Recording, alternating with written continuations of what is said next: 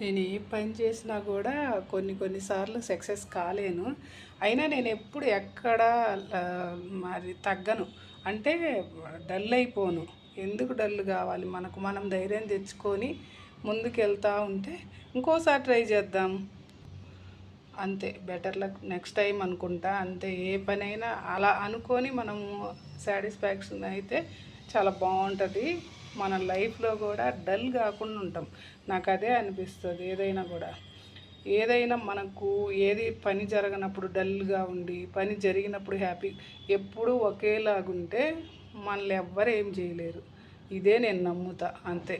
ఇంకా ఏదైనా అలానే ఉండాలి. ప్రతి ఆడపిల్ల ధైర్యంగా ఉండాలి ఫస్ట్.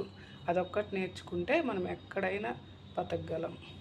ఓకే, మనం దేంట్లో తక్కువ కాదు, అలా అనిపించిద్ది నాకు. ఓకే.